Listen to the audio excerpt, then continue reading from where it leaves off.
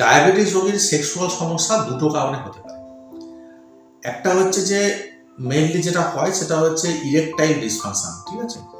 সেটা কি কেন হয়? সেটা দীর্ঘদিন যদি আপনার ব্লাড সুগার কন্ট্রোলে না থাকে, কন্ট্রোল বলতে আমরা কেমন করে বুঝি, যাতে HbA1c 7-এর উপরে যদি থাকে, তাহলে কি হয়, আমাদের নার্ভগুলো ক্ষতিগ্রস্ত হয় এবং আমাদের যে রক্ত সঞ্চালনকারী ধমনীগুলো আছে, যেগুলো আমাদের পুরুষাঙ্গে রক্ত সঞ্চালন করে, সেগুলো কিন্তু আস্তে আস্তে সরু হয়ে যায়।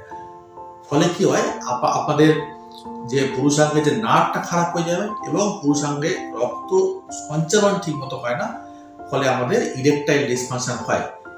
এটাকে আটকাতে গেলে প্রথম যেটা করতে হবে, প্রথম থেকে ডায়াবেটিসটা খুব শক্ত হাতে কন্ট্রোল করতে হবে এবং এমন কিছু ওষুধ ডায়াবেটিসে আছে যেগুলো কিন্তু এই রক্ত সঞ্চালন বাড়াতে পারে এবং এসওএস বেসিসে দরকার পড়লে আর কি আপনি মেলামেশা করার 1 ঘন্টা আগে একটা করে ওষুধ খাবেন, যেটা ডাক্তারের পরামর্শ নিয়ে সেটা খেলে কিন্তু আপনার ইরেকটাইল ডিসফাংশনটা ঠিক হয়ে যাবে।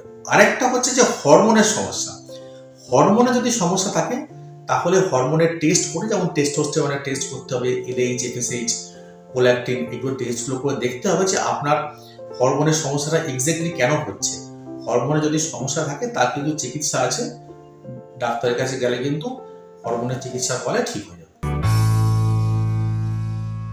ভিডিওটি ভালো লাগলে লাইক ও সাবস্ক্রাইব করার পাশাপাশি বেল আইকনটি প্রেস করতে ভুলবেন না।